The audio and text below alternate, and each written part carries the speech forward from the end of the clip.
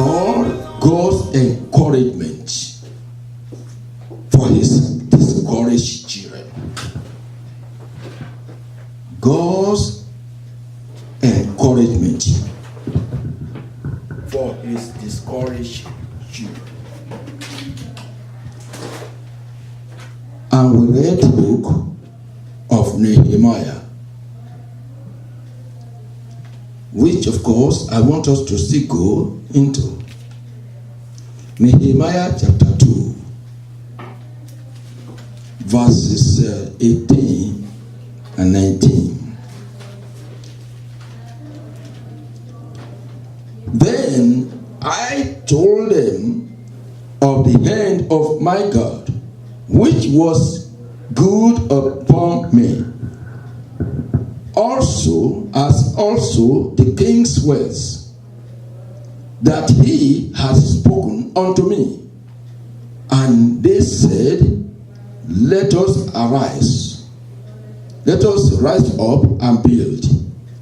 So they strengthened their hands for this work, for this good work. But when Sanballat the Horonite and Tobiah the servant, the Ammonite, and Geshem the Arabian heard it, they laughed us to scorn and despised us and said, what is this thing that ye do? Will ye rebel against the king? That is the question. Will ye rebel against the king? May God bless the reading of his word in Jesus' name. We go again to the book of Haggai. Haggai chapter 2, verses 1 to 9. Haggai chapter 2, verses 1 to 9. In the 7th month, in the 21st day of the month, came the word of the Lord by the prophet Haggai, saying, speak now to Zerubbabel, the son of Shealtiel, governor of Judah, and to Joshua, the son of Josedek, the high priest, and to the residue of the people, saying, who is left among you that saw this house in her first glory? And how do you see it now? Is it not in your eyes in comparison of it as nothing? Now, be strong. I say, be strong. O Zerubbabel, said the Lord, and be strong, O Joshua, son of Josedek, this high priest, and be strong, all ye people of the land. Can you see? It is comprising everybody. The Lord is speaking to individual and speaking to us collectively. Be strong, says the Lord, and walk, for I am with you, says the Lord of hosts. I am with you, says the Lord of hosts. According to the word that I covenanted with you when ye came out of Egypt, so my spirit remaineth among you. Fear ye not. For thus says the Lord of hosts, yet once it is a little while, and I will shake the heavens, and the earth, and the sea, and the dry land. And I will shake all nations, and the desire of all nations shall come. And I will fill this house with glory, says the Lord of hosts. The silver is mine, and the gold is mine, says the Lord of hosts. Verse 9. The glory of this latter house shall be greater than that of the former, says the Lord of hosts. And in this place will I give peace, says the Lord of hosts. May the Lord bless the reading of his word. Amen. In Jesus' name. We can see from what we discussed, just to summarize what we taught last week and where we stopped. God's encouragements for his discouraged children. We have talked about it, making us to understand what encouragement is. Something that makes one to be determined, that makes one to be hopeful, that makes one to be confident and inspired, make one to be motivated and stimulated, make one to be fortified, make one to be that makes one to be supported and moral boasting. And the discouragement is just the exact opposite of what you have just said. So we say that all we were to discuss are in 3 subtopics. 1, God understands and cares about the discouragement we face in serving him. God understands. God's word to us when we are discouraged in serving him is to persevere. God's word to us when we are discouraged in serving him is to persevere. And lastly, we say, God assured us of his presence. God assures us of his promise. God assures us of his prophecy when we are discouraged in serving him. The Lord has provided everything we need so that we cannot be discouraged. Anybody that is discouraged in serving the Lord, it is left for him. Praise the Lord. Because God has given us all it takes to overcome discouragement. Now we started by talking about God understands and cares about the discouragement we face in serving him. And we stop at when one that God knows everything that you are passing through. He knows all. You think that God does not know what God knows. That God knows everything. And many things come to our mind whenever we are passing through discouragement. We are passing through trouble. We are passing through affliction. We are passing through trial. We are passing through affliction. We are passing through predicament of life. There are many thoughts that come to us as people that are serving the Lord. When you look at other people are prospering, you begin to think, I'm myself that is serving the Lord, speaking the truth at all times. What am I facing? You begin to think of many things, and that is where we stopped last week. That we say that look at Psalms, where we read last. Psalm 70. Psalm 70. The book of Psalms 70. We talk about verses 10 and 10, 11. 10, 11 and 18. 10 says, for my enemies speak against me. For my enemy,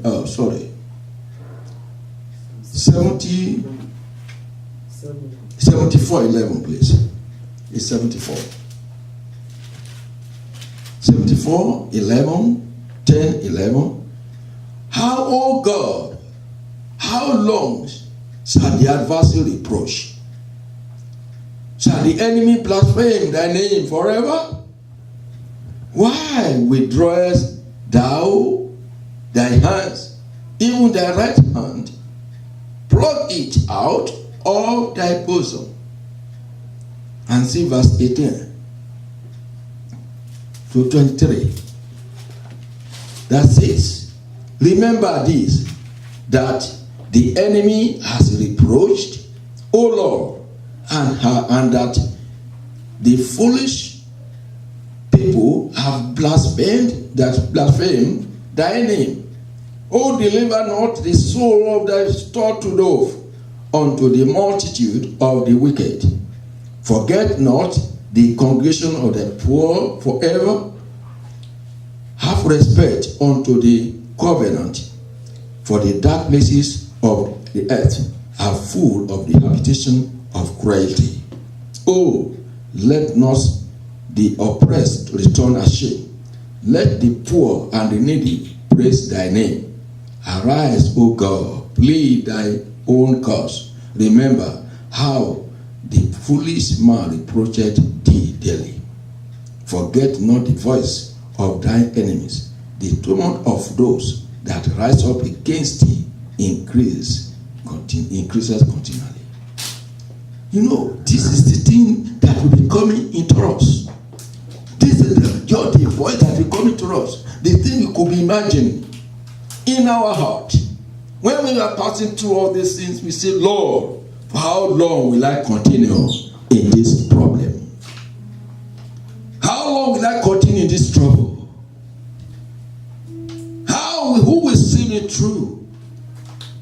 Will I not die in this problem? Will this problem not overcome me?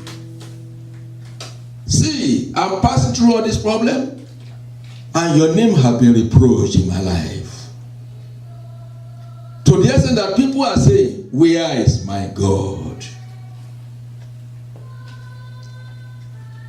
But in the midst of it all, when you are passing through all this problem, we are meant to understand, according to the word of God, in Jeremiah chapter 29 verse 11, that for I know the thoughts that I think towards you, says the Lord, thoughts of peace, to give you an expected end. God wants to give you, no matter what you are passing through, God knows everything. He wants to give you an expected end. He wants to make you to see that your end is glorious. The beginning may be rough, the middle may be rough, but the end shall be great. That is the thought of God for everyone that is serving Him. Don't ever think that God will abandon you in your problem. In the midst of your problem, God will abandon you there and leave you and let go. God will never do it. God will never do it. Praise the Lord. And that is the reason why, whenever you are passing through all these problems, and people begin to talk, like in the book of Joshua and Joel, when people begin to pray and pray and pray and begin to talk to God, what will the people say? Will they not begin to say, I say, where is thy God? You know, you may get to a situation whereby and people will begin to talk and say, does this person really know God? If he has known God, why must he be passing through this difficulty? Why must he be passing through this problem? Let us see Joel chapter 2 verse 17. Joel chapter 2 verse 17 says, let the priest, the minister of the Lord, weep between the porch and the altar, and let them say, spare thy people, O Lord, and give not thy heritage to reproach, that the heathen should rule over them. Wherefore should they say among the people, where is their God? Where is your God? Whatever situation you are passing through, that you are ranting, people say, where is your God? Don't be moved. Amen. Because God has a good thought for you. You may not see it until the end comes. You may not see it. And I have a proof. When situations are becoming, has getting to that level, and you are almost given up, begin to thank God and give praise to God. Do what? Thank God. Because God knows what you are passing through. What you are passing through is not hidden from the Lord. He knows it. We saw the life of Job.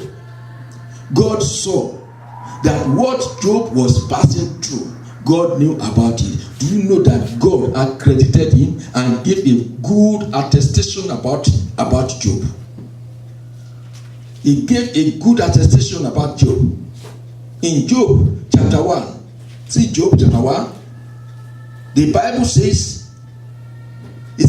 there was a man in the land of Uz, whose name was Job, and that man was perfect and upright, and one that feared God and eschewed evil. He feared God, he hated evil. He's a righteous man, a just man, a holy man, a man that lived a life of holiness, a life of purity, a life of just and honesty. Do you see? And this man, you see the how God described him, that this man was perfect and upright. Has God given a testimony about your life? Has God given a testimony about my life? But this man, he was making sacrifices so that his children will not fall to sin and they will not sin against God. Eventually, so that trouble will not come and attack them. But now, trouble came. What this man was fearing eventually fell upon him. All the sacrifices he was making. Now we are challenging, say, why am I making these sacrifices? Praise the Lord. Do you see? This man, trouble came. He faced a lot of afflictions. In it all, what did he do? Look at it there. In Job chapter 20, chapter 1 verse 20. Look at 20. 20 said, then Job arose and rent his mantle and shaved his head and fell down upon the ground and worshiped. Upon all the trouble, he worshipped the Lord. He gave thanks to God. When trouble came, what did he say? He said, do you see what he said? Even his wife was against him. At that time, his wife was against him. Do you see? And said, verse 21, and said, naked came I out of my mother's womb, and naked shall I return thither. The Lord gave, and the Lord has taken away. Blessed be the name of the Lord. Blessed be the name of the Lord. Amen. And in all this, Job sinned not, nor charged God foolishly. He did not sin, neither did he charge God foolishly. Do you see? Whenever you are passing through this, praise God. Count all that you have as nothing before you. Count it as what? As nothing before you. But now, because he worshiped God, he served God and praised God in that situation. See what happened to him at Job 42. Open to Job 42. I will read Job 42, verses 10 and 12. Job 42, 10 and 12. And the Lord turned the captivity of Job when he prayed for his friends, all the Lord gave Job twice. Also, the Lord gave Job twice as much as he had before. At the end of everything, the Lord gave him twice of what he had before. Can you see? See verse 12. So, the Lord blessed the latter end of Job more than his beginning. May God bless your latter end than the beginning of your life in Jesus' name. Amen. That is what is that. Better is the end of a thing than the beginning thereof. Be aiming at your end. Your future is not all that too important than the end. Aim at the end of your life. How did you start your Christian life? What position are you now? Many people started very well, but now they are backslided. They are no longer in the faith. Some were workers of miracles, really living a righteous life, but where are they now? Some have ended in harlot house. Some have ended in beer parlor's house. Some have ended in the camp of the enemies. Many people are now on the laps of Delilah. They are resting on the lap of Delilah. Where were they before? These are the people that were very fervent before. That is the reason why the latter end of Job was glorious than the beginning, because he trusted God to the end. He believed that God has a plan for him, because God has said, "For I know the thoughts that I think towards you, says the Lord, thought of peace, to give you your expected end." What Job was aiming at the beginning, as he trusted God to the end, he received it. Trust God to the end, you will receive what God has for you. The plan God has for you, you see it as you continue to trust. Do not allow the situation to get you out of the plan of God. Don't let discouragement get you out of the plan of God. Don't let circumstance get you out of the plan of God. Anything that will get you out of the plan of God, better take it away from your life. Let your faith trust in God to the end of your situation. Brother, sister, what are you passing through? God's children must always keep in mind that all their troubles, the Lord understands and cares. He understands and he cares for you. Brother, he understands and cares for you. For them, if not, they can easily become discouraged at every battle of their life. God does not want us to be discouraged. God does not want us to run away. When we get involved in serving the Lord, there are several potential of sources. Potential of sources of discouragement. Praise the Lord. Anytime somebody makes up his mind to serve the Lord, there are several potential sources of discouragement on your ways. Several one. That's the reason why you need to take heed. Brethren, take heed. Several potential sources of discouragement on your way. I want to just mention a few. Now, when you are starting a project, you are starting a ministry, you are starting anything in life, something propels you to it, there will be a kind of excitement that you derive before you start, right? You cannot just start something without a plan, a purpose. There is an excitement.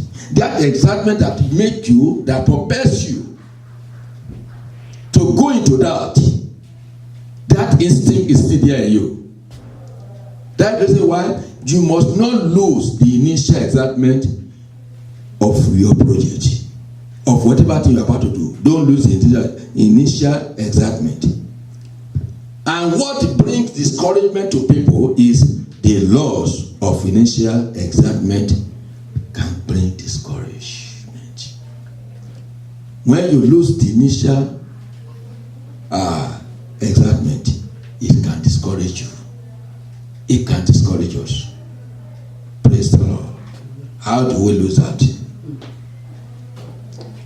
How do we learn? When you begin to consider your own personal ability, you begin to consider your own personal ability.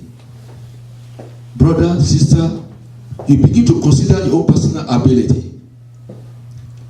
And you begin to think your inability and considering the constraint you are going to face. You are beginning to think about other things. All those things that can lead you to discouragement. You will begin to lose interest. And by that time, if some people who are the agents of the devil come to you, are you still going to continue this thing? Don't you know that this thing is too difficult for you to do? It's something somebody did it before and failed. Then you say that now that discouragement will weigh you down. Never lose the initial excitement for the thing you are about to start. Don't lose it. That is what kept the children of Israel. When the people were to build the wall, Jerusalem that were broken, what happened? Let us see the book of Ezra. Look at Ezra. The book of Ezra, chapter 3. You will understand what I am trying to bring about here. The book of Ezra 3. Ezra chapter 3. Chapter 5. I read 3. Ezra chapter 5. Verse 3. And the same time came to them Tatnai, governor of this side, the river, and Shethar-bozenai, and their companions, and said thus unto them, who has commanded you to build this house and to make up this wall? Who has commanded you? Do you see? This is a kind of discouragement. They were just started building. They started building, and they are facing this. Who has commanded you building this house? Praise the Lord. Do you see? This one should have brought discouragement to them. Look at it to 5. Then said we unto them after this manner, what are the names of the men that make this building? But the eye of their God was upon the elders of the Jews, that they could not cause them to cease, till the matter came to Darius. And then they returned answer for by letter concerning this matter. Praise the Lord. They answer by letter concerning this matter. Do you see? And they, verse 11, and thus they return all answer, say, we are the servant of the God of heaven and earth, and build the house that that was built this many years ago, which a great king of Israel built and set up. Can you see 14 of the same chapter? 14 of the same chapter. And the vessels of gold and silver of the house of God, which Nebuchadnezzar took out of the temple that was in Jerusalem, and brought them into the temple of Babylon. These arrows the king take out of the temple of Babylon, and they were delivered unto one whose name was Shalmaneser, whom he had made governor. Praise the Lord. He's the one that has given them the decree. He has the one that has decree and has assigned them this job. Praise the Lord. Even also, they have been challenged. The people have challenged, the enemy have challenged the Jews in order not to continue. But that one could not put it an end. It stopped the work because they were able to overcome their discouragement. Praise the Lord. At every discouragement that the devil will bring to your life, may God give you an answer to it. I say, may God give you an answer to it in Jesus' name. So that is initial excitement in building the temple of God at Jerusalem. That was where they troubled them, but the Lord gave them an answer, and that will make the work of God continue. Another thing is that delay can discourage you. Delays can discourage us. When you see something and you have been delayed, and the work is delayed, it can give you discouragement. Something interrupt, it can bring discouragement. Instead of work to continue to grow, it's not going to grow. Don't move. God knows about it. God knows about it. Don't be discouraged, because delay can bring discouragement. If you look at verse 23 of Ezra chapter 4, Ezra chapter 4, verse 23 and 24. Ezra chapter 4, verse 23 and 24. See what the Bible says here. 23 and 24. Now, when the copy of King Artaxerxes letter was read before Rehum and Shemaiah the scribe and their companions, they went up in haste to Jerusalem unto the Jews, and made them to cease by force and power. Then seized the work of the house of God which is at Jerusalem. So it ceased unto the second year of the reign of Darius, king of Persia. The work ceased. And this one is enough to bring discouragement. Praise the Lord. But were the people discouraged? No, they still continue. Even though it seems as if the work is stopping, the work of God ceases. Whenever there is delay in anything, there is always discouragement. Now, looking at the case of Jesus and Lazarus. In the book of John chapter 11, can you see 3 to 6? We saw there that when Lazarus was sick, a fast message through a fast messenger was sent to Jesus. Lazarus, whom thou lovest, is sick. Lazarus, whom thou lovest, is sick. What do they expect Jesus Christ to do by that time? They expected Jesus Christ to come, leave every other thing that you are doing, and come to Bethany. But did Jesus Christ do so? The Bible says that Jesus waited 2 more days. Praise the Lord. Jesus Christ waited for 2 more days. Instead of him going there, he waited. He did not just go like that. See, verse chapter 11 of John. John chapter 11, verse 4. I read from verse 3. Therefore, his sister sent unto him, saying, Lord, behold, he whom thou lovest is sick. When Jesus heard that, he said, this sickness is not unto death, but for the glory of God, that the Son of God might be glorified thereby. Now Jesus loved Martha and her sister and Lazarus.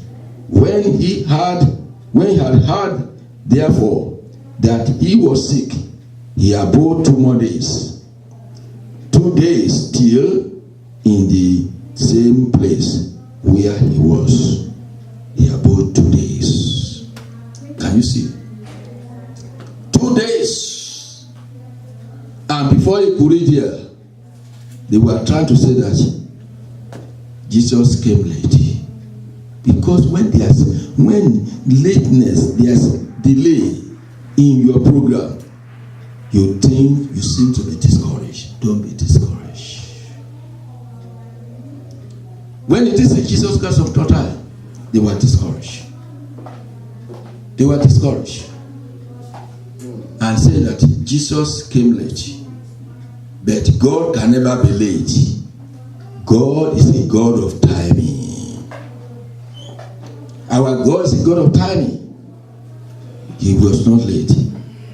It was then. If you look at verses 17 to 26, you see there that Jesus Christ now, the dead person for 4 days, Jesus Christ rose up. If and the glory and the fame of Jesus Christ spread everywhere. And the purpose why he came to this world, that was the time that it was achieved. They were looking for somebody to be killed. Somebody must die for the people now because of that thing that has happened. Praise the Lord. So if that thing has not happened, they wouldn't have come up to that level. They wouldn't have come up. And that's the reason why we have to know that in every situation that you are in, don't think that you are delayed should bring discouragement to you. Don't let delay bring discouragement to you in every of your program that involve God. God knows about it. Praise the Lord. I don't know what you are passing through. In every bad situation that you find yourself, it is the end that it justifies the means. In that bad situation, good thing must come out of it. Good thing must come out of it, except your trust is not in the Lord. If your trust in the Lord, good thing will come out of it, and so shall it be your trust in Jesus' name. Another thing that could bring discouragement is outside opposition and criticism can bring discouragement to us. When you are being discouraged, when you are being criticized, don't be moved. The Jews that were building the temple, they were discouraged. Even Sanballat and Tobias came, and they were saying that, don't you know that even forces, the building that you are building now, even forces, just climb it. What will happen? It will fall. That is it. You know, a great kind of mockery. The work that they are building that is so strong. They say forces climb it will fall. Praise the Lord. But the people were not moved. The people were not moved. They still continue in the work. They continue. I don't know the kind of opposition you might have been receiving. I don't know the kind of criticism you might have been receiving in the work of God that you are doing, in that project that you are handling. I don't know kind of criticism, how many, what your ears have been hearing, what your eyes have been seeing. Don't let one discourage you. Always remember that God knows about it, and God is interested in your end, not in your beginning. God is interested in the end. And that's the reason why I say that He will bless your future end. Your end is what matters. That my thought for you are not thought of evil, but thought of peace, to give you your future hope, to give you a good ending. And that is what God is particular about. We have heard the other time that Jesus had faced a lot of discouragement. He faced a lot of persecution, a lot of trouble, to the extent that angel came to encourage him. And also Elijah and Moses came to encourage him. So don't be afraid of criticism. People that will even discourage you may be in the house, may be within your territory, may be outside your territory, but you don't need to be discouraged. Praise the Lord. Don't be moved. And the Lord will help us in Jesus' name. The Lord will uphold you as you continue in Jesus' name. Don't be moved. And the other thing is God's word to us when we discourage in serving Him is to persevere. When the word of God to us, when we discourage in serving Him, His word is to persevere. I want you to tell yourself, the person behind you, persevere. Don't be discouraged. Persevere. Don't be discouraged. You will make it. Praise the Lord. And that is how it is. 3 times the Lord repeats. 3 times the Lord repeats. Take courage. Take courage. Can you see from the place we have read? Take courage. I want you to look at it there. That is the place where we took our text. Look at it there. The book of Haggai. The Lord told us there that we need to persevere. Don't be discouraged. And that is what we should do, we should know about. Don't be discouraged. Discouragement may mean another thing. Verse 4. Look at verse 4a. Verse 4a. Yet, now be strong. Can you see? Be strong, O Zerubbabel. Be strong, O Joshua. Be strong, O the priest. Be strong, all the people. Praise the Lord. Be strong, be strong, be strong. The Lord does not want anybody to be discouraged. Be strong. Be strong. Take courage. That is, it means take courage. Take courage. Take courage. Because God knows that what you are passing through, you need encouragement. Praise the Lord. Until He tells them to walk. Keep going. Persevere. There are 2 aspects of this kind of perseverance. One is an attitude and action. An attitude and action. Whenever you are persevering, your attitude is very, very important. And also your action is very, very important. Now, let us consider the attitude. Perseverance requires the right attitude. The right what? Right attitude. What is the attitude you are having towards that thing you are doing? You don't need to be discouraged. What is your attitude? Don't bring in wrong attitude. Bring in positive attitude. Don't discourage yourself. Have you ever noticed how much your attitude affects your ability to persevere? Your attitude can affect your perseverance. If you are motivated, and stay overnight on that project, you are going to win. But if you discourage, you will begin to do what? to procrastinate. You will not want to continue. You'll be having doubt. You'll be changing it until the vision collapses. Praise the Lord. Your attitude matters. When you are motivated, you want to continue with the project over the night. But when you are discouraged, procrastination starts.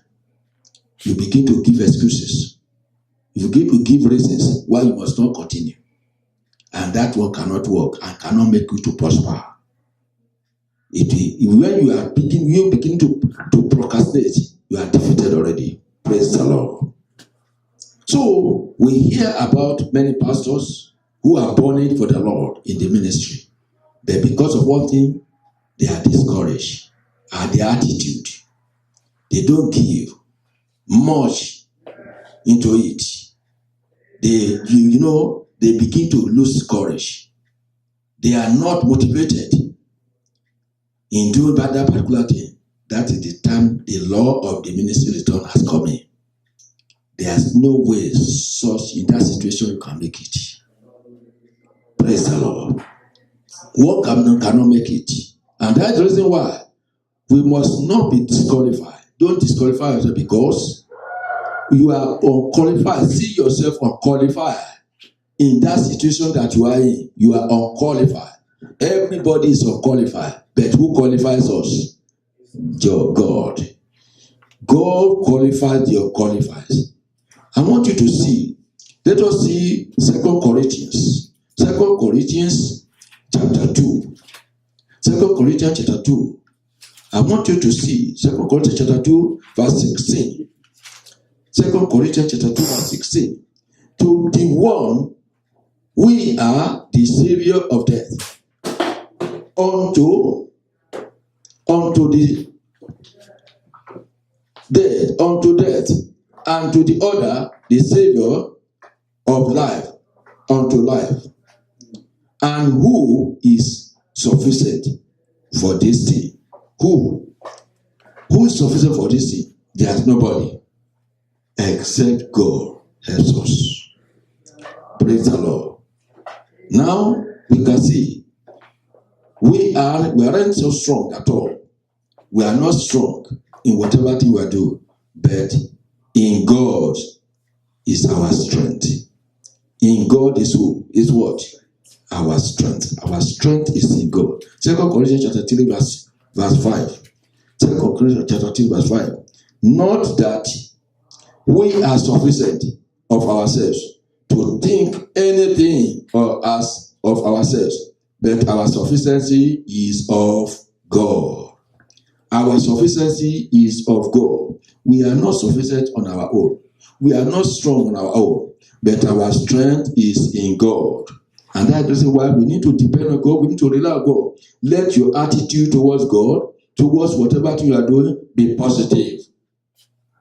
Have a right attitude.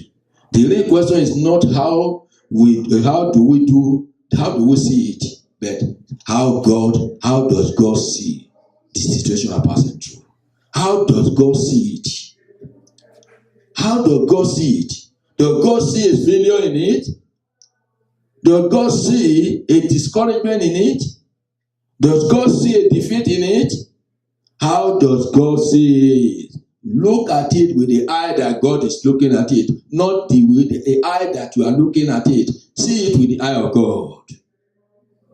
We must see it with the. When you are seeing it with the eye of the Lord, you are bound to win. You will not be discouraged. You will be moving ahead. Praise the Lord. So, if we are not factored God into our equation, we need to factor God into our equation. If not, that equation will not be balanced. Praise the Lord. We will not see right perspective into it. We need to factor God into our situation, into our equation of our lives. And that one will help us and give us victory. Praise the Lord.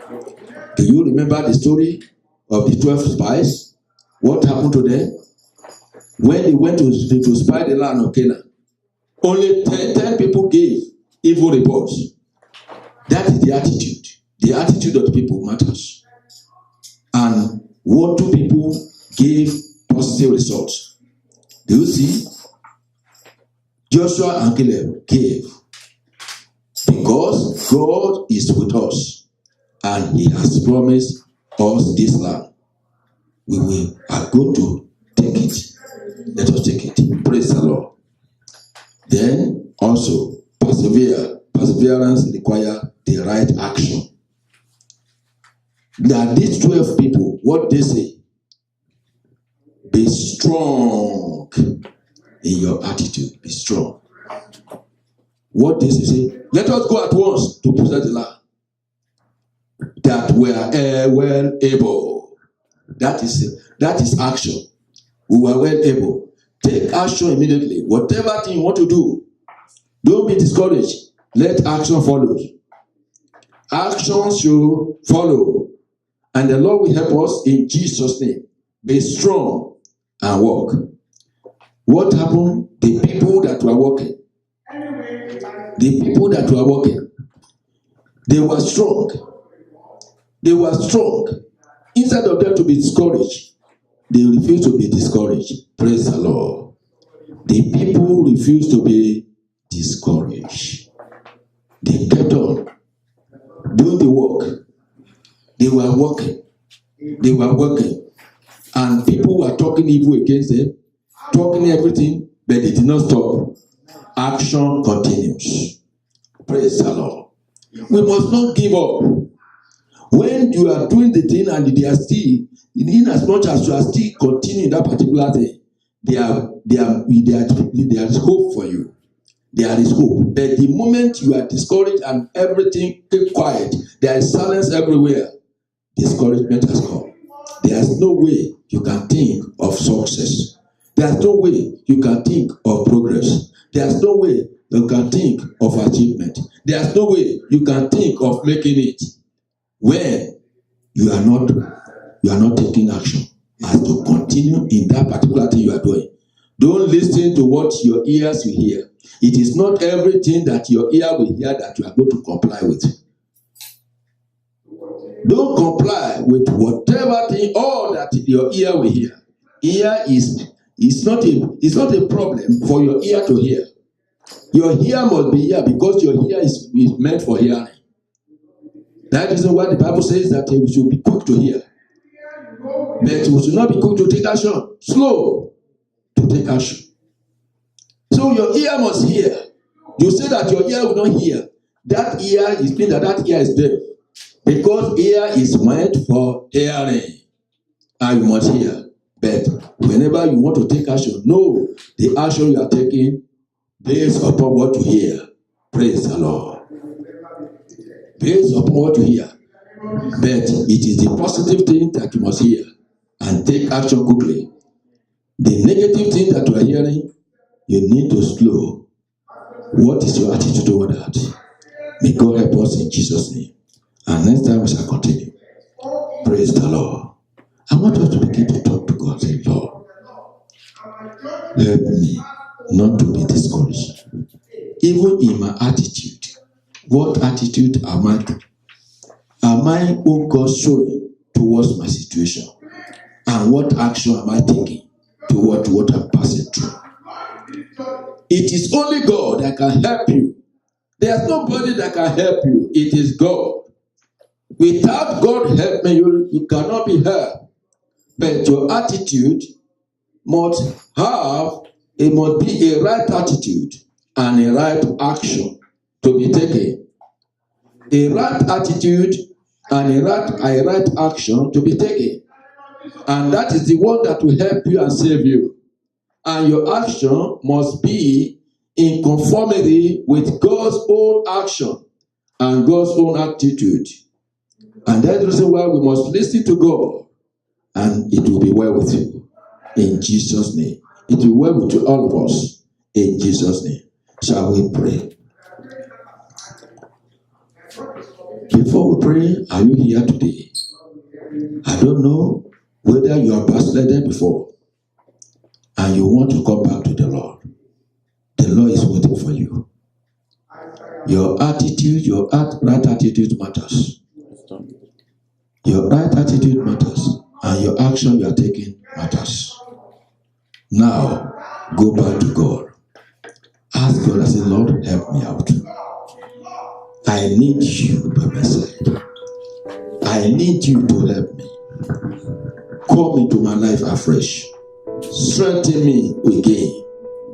Let the ear of Samson that have been caught, let it grow again.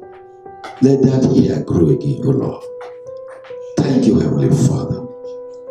Come into me, strengthen me, encourage me. I surrender all to you. From now henceforth, O Lord, I want to do your will. Thank you, Heavenly Father. In Jesus' name, I pray. Amen.